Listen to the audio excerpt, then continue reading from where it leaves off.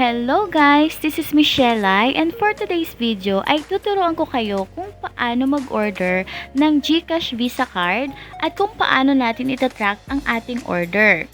Kaya kung ready na kayo, let's start!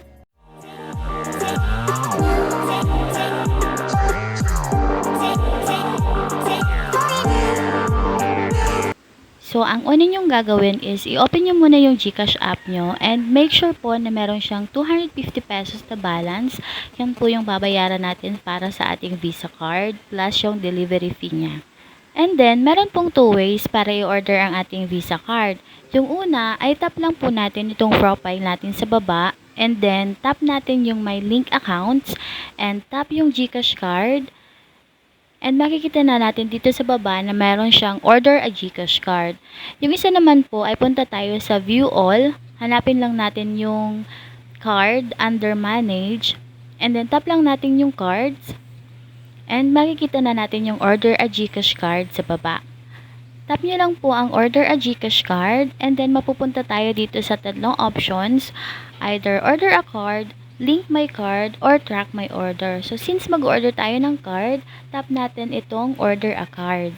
And then, makikita natin dito yung send me a card na options dahil ito lang muna yung available sa kanila.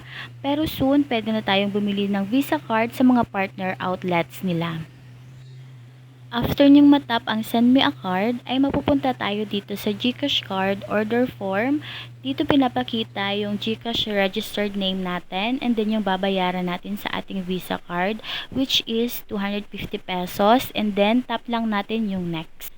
And after that, kailangan nating ilagay ang mga information na hiningi dito like kung sino yung makaka-receive ng card, yung mobile number, and kung saan i-deliver yung card natin.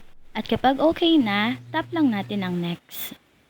And after that, i-review natin yung information na nilagay natin dito. And dito also pinapakita yung breakdown na babayaran natin which is 185 for the card and 65 pesos naman for the delivery fee. So total of 250 pesos. And then pag okay na, tap lang natin yung confirm. And then, mapupunta na tayo dito sa payment page kung saan magbabayad na tayo ng 250 pesos. And after that, wag natin kalimutang i-screenshot yung reference number natin kasi kailangan natin to kapag magta-track na tayo ng ating order. So, after nating mag-order ng Visa card, ang next naman natin gagawin is to track our orders.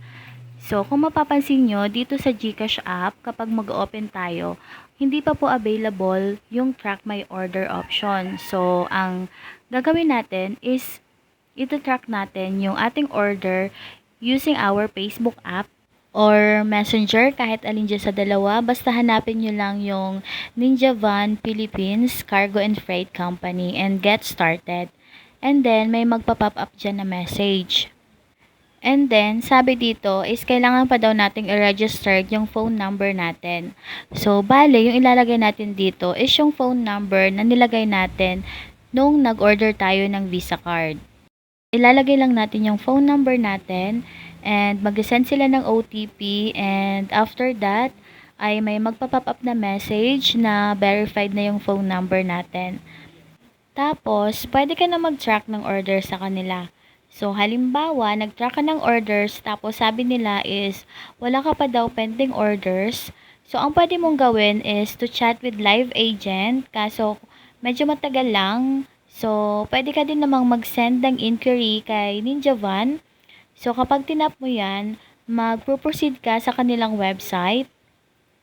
Tapos, ang gagawin mo is, ilalagay mo lang yung information na kailangan nila, such as yung inquiry type mo, yung full name, yung phone number, and then yung screenshot ng reference number na order natin kay GCash. So, after that, ay makaka-receive na tayo ng reply from Ninja Van na si GCash daw is preparing to ship our parcel. Tapos, nandiyan na rin yung tracking number. So, ganito lang yung gagawin nyo kapag magta-track kayo ng order. Pwede nyo i-track yung orders nyo sa Ninja Van website or pwede din naman dito sa Messenger. Just tap lang yung track my order tapos meron na silang reply agad. So, ganyan lang po kadaling mag-order ng Visa card and mag-track ng ating order. So, kung may natutunan kayo, huwag niyong kakalimutang i-like, subscribe, and click the notification bell para updated kayo sa aking susunod na video. Salamat!